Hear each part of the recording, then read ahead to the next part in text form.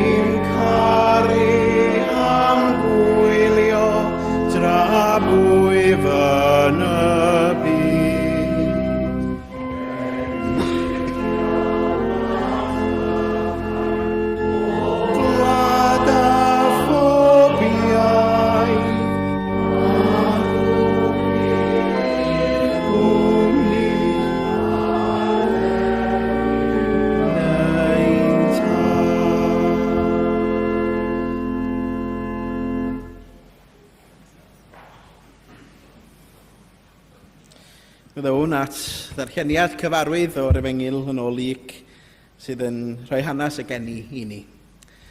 Tua'r un adag, dyma Cesar Augustus yn gorchymyn cynnal cyfrifiad drwy'r ymerodraeth Rufeinig i gyd.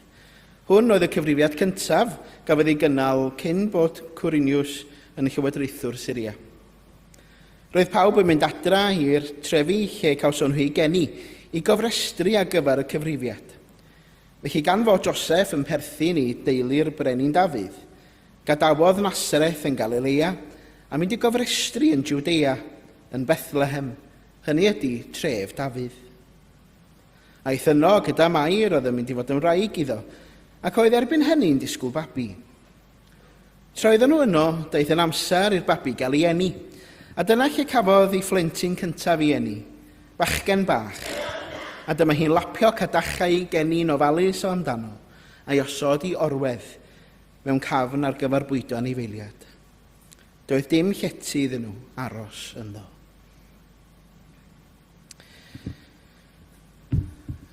Bendith diwer darllen ar gwrando ar yn cyfer ni. Mi'n trio edrych o gwmpas i weld faint sydd mewn siwmper Nadolig. Pwy sydd mewn siwmper Nadolig? Eich bod chi'n gwisgo'ch cotia. Na ni. Mae Owen a Hefina. A mae Richard a Felicity a sawl un ohonych chi'n gwisgo siwmper Nadolig. Chi'n gwybod, mae yna rhai sydd yn hoffi gwisgo nhw, mae yna rhai sydd yn osgoi gwisgo nhw. Dwi'n mwyn cael par un o'r hynna da chi. Osgoi da chi. Eich bod yna ddim... O reit, o'r tro cyntaf i wisgo... Oeddech chi fod i wisgo siwmper Nadolig heddiw? Ie. O'n i'n... Fi gychwynodd o siwmper Nadolig mewn gwirionadd yn yr 80au, lle roedd na lot yn cael ei wneud amdano yn y sîn gerddoriaeth ac ar y teledu'n benodol. Ond bob blwyddyn hefyd ers y flwyddyn 2000, mae yna ddiwrnod siwmper Nadolig yn does. Yn aml iawn yn cael ei gwplysu hefo elusen, sef elusen achub y plant gan amlaf. Ond ydych chi'n gwybod faint reit trivia i chi pa Ddolig sydd yn gyflawn heb trivia bach, reit? Gwch chi ddyfalu faint o siwmperi Nadolig sy'n cael ei werthu ym Mhrydain bob blwyddyn?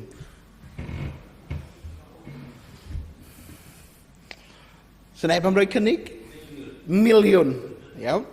Dyna un gynnig. 2 miliwn? 10 miliwn? O, nath o bod yn auction yndi? 12 miliwn o siwmperi Nadolig sy'n cael ei werthu bob blwyddyn. A dwi'n un ohonyn nhw flwyddyn yma. Di hwn wedi bod trwy'r wash eto, so mae o dal yn hyfryd. Ond, ia, siwmper Nadolig, enw arall sy'n cael ei roi dan efo dros y ffin, ydy The Ugly Sweater, ie? Chi wedi clywed hwnna? Mae'na rhai sydd yn edrych yn ofnadwy. Ond mae'na rhai sydd yn ddigon del. Ond, mae'na rhai nhw'n ddisglair, mae'na rhai nhw'n embarrassing, oes?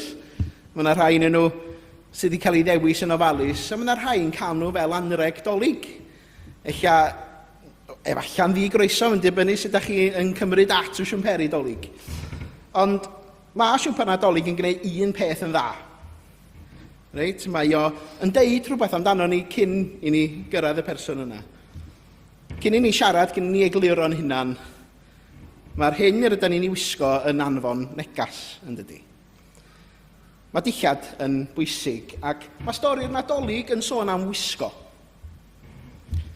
Ac mewn ffordd tawel, ond pwysig nad os am sôn am siwmper Nadolig yn y Beibl, yn y stori geni, ond mae yna sôn am Mair yn lapio'r baban Iesu mewn cadacha, allan ni ddyfalu bod y bugeiliad wedi cyrraedd y stabal yn ei gwys gwaith pob dydd, allan ni ddechmygu'r bod y doethion wedi cyrraedd mewn gwys gwahanol i'r bugeiliad hynny.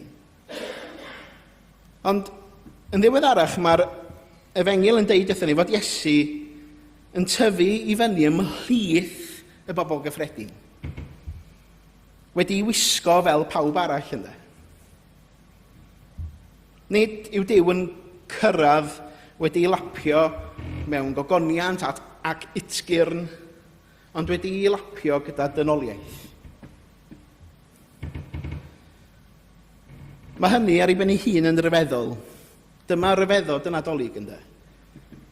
Rydyn ni'n dathlu bod Duw wedi dewis gwisgo bywyd dynol. Nid yn unig gwisgo'r hyn sydd yn dda mewn dynoliaeth, ond yr hyn sydd yn anghysurus hefyd, ynddo. Nid yn unig y dathliadau, ond y dioddef hefyd. A mae Duw yn camu'n llawn un byd ni, un croe ni, un stori ni. A dyna sy'n rhyfeddol am y Nadolig. A gallem llai na pasio heb i mi ddyfynnu emyn William Williams yn fan hyn. Ymhlith holl rhyfeddodau i'r nef, hwn yw y mwyaf un, gweld yr anfeidrol ddwyfol fod yn gwisgo natur dyn. Dyma i chi un peth am y siwmper Nadolig. Nid yw'n newid pwy ydych chi, ond pam nes i roi hwn ymlaen bore yma, o na wen mawr ar yng ngwyneb i. Right?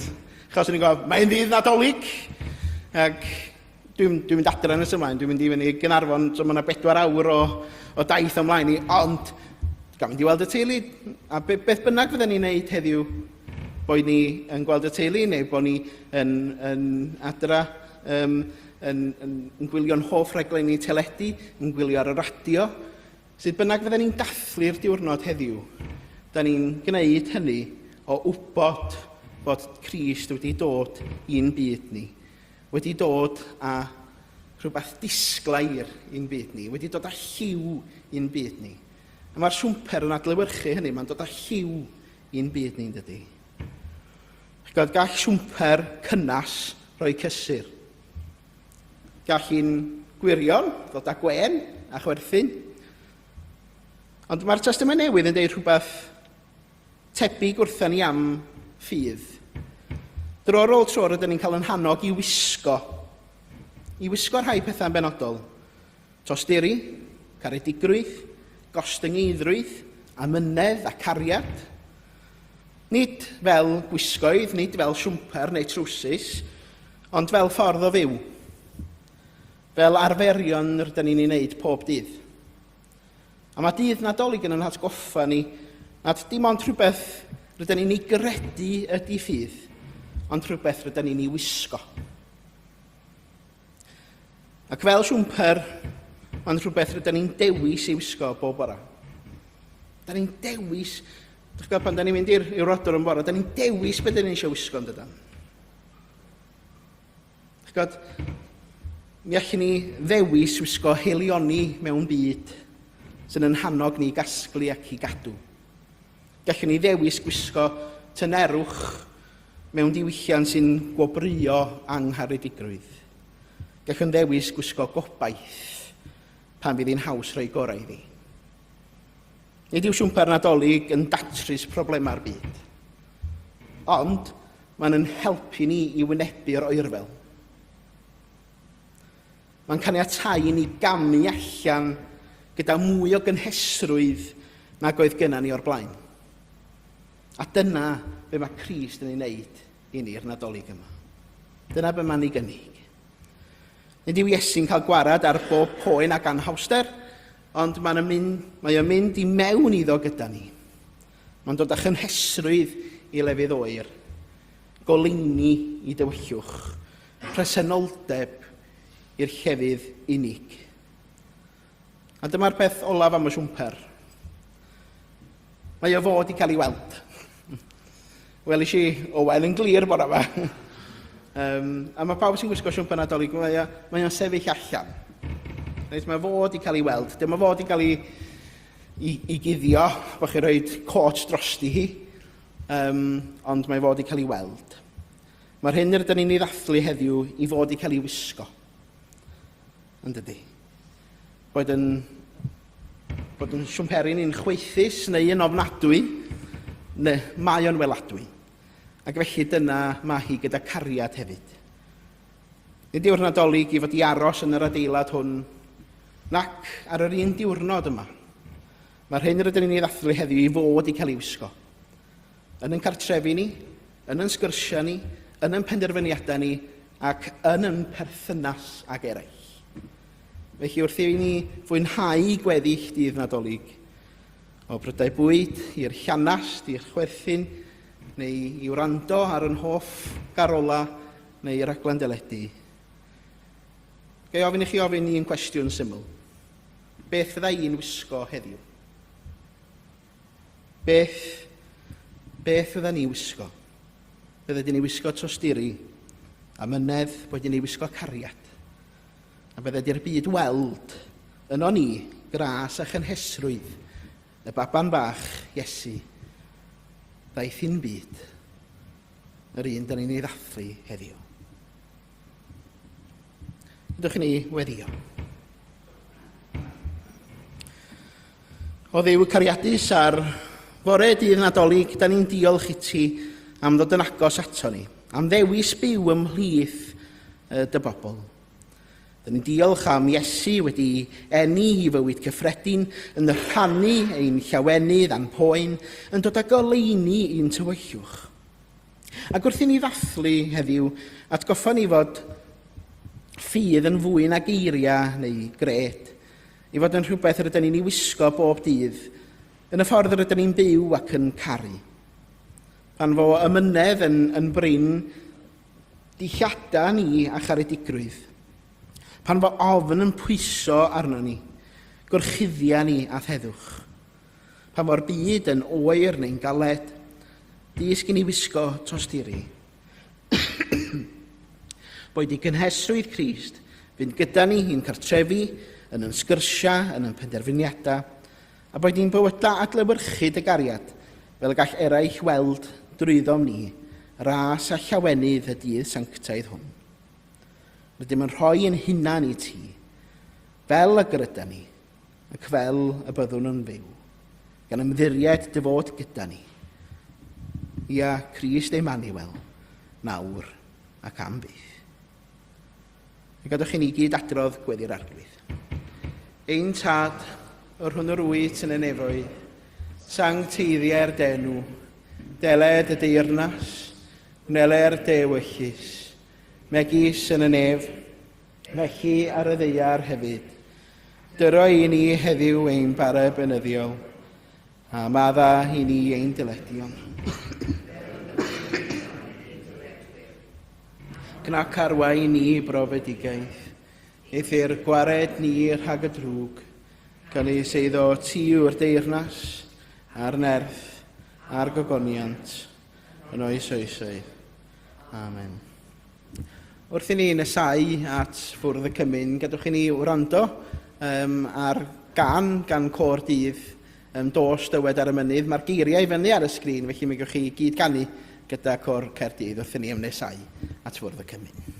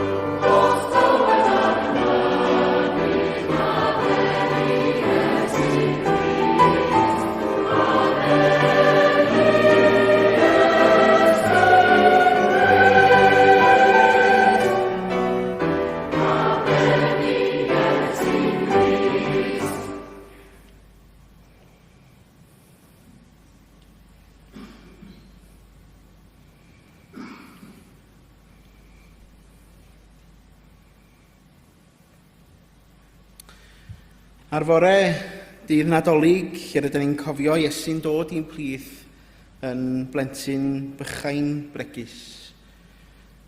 Mi gofiwn yn ogystal am ei aberth ymhlith holl rhyfeddodau'r nef, hwn yw y mwyaf un, gweld yr anfeidrol ddwyfol fod yn gwisgo natur dyn. Yn Mathew 26 ac yng ngeiriau Iesu hun o'r swper olaf, mae'n deud hyn. Ac wrth iddynt fwyta cymerodd Iesu y fara, ac wedi iddo fe'n deithio fe'i torodd a'i roi i'w ddisgyblion.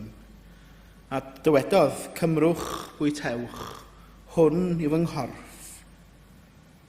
A chymerodd y cwpan ac wedi iddo ddiolch fe'i rhoddodd iddynt gan ddweud, yfwch ohono bawb, oherwydd hwn yw fy ngwaed i, gwaed y cyfamod, a dywelldir dros lawer maddeuant pechodau. Rwy'n dweud wrthych nad yfaf o hyn allan o hwn, ffrwyth y wynwydden, hyd y dydd hwnnw pan yfaf ef yn newydd gyda chwi, yn heyrnas fy nhad. Ac wedi iddynt gannu emyn eithant allan i fynydd yr olewydd. A croeso i bawb sydd yn caru yr arglwydd Iesu Grist ymuno hefo ni o amgylch ei fwrdd. Ac ai ofyn i chi wneud rhywbeth yn wahanol i pan byddech chi yn derbyn y bara a'r gwin i chi fwyta y bara a'r gwin hynny yn eich amser eich hun. Ac yna fydden ni'n cloi mewn gweddi. Ewch gan hynny felly, rhannwch yr elfenna i blith i'ch cyd. Cristnogion.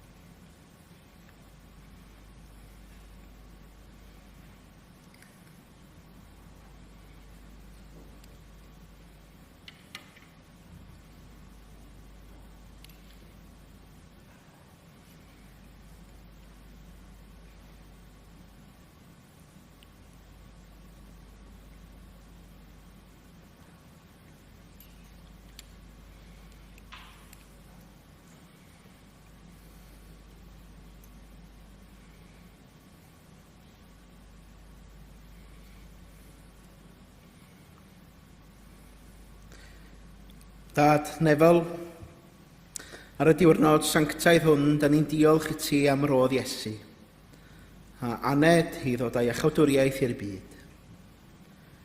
Mae di ni ymgymryd o'r bara a'r cwpan hwn, cofiwn werth cariad Duw trostom.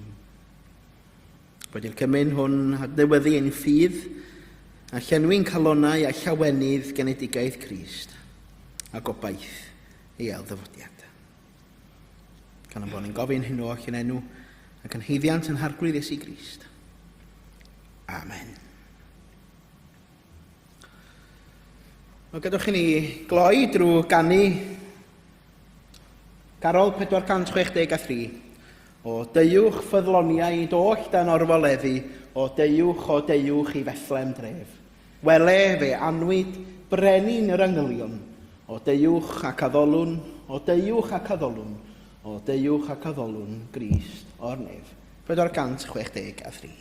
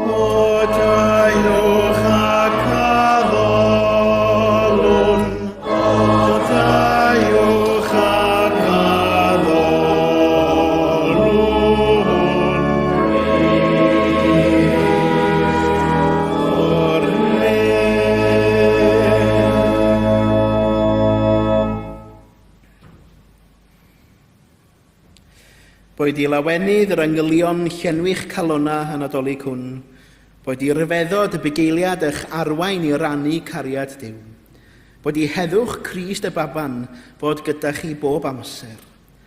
A bydde difendith Duw, Tad, Mab ac Ysbryd Glân, aros gyda chi nawr a hyd byth. Amen.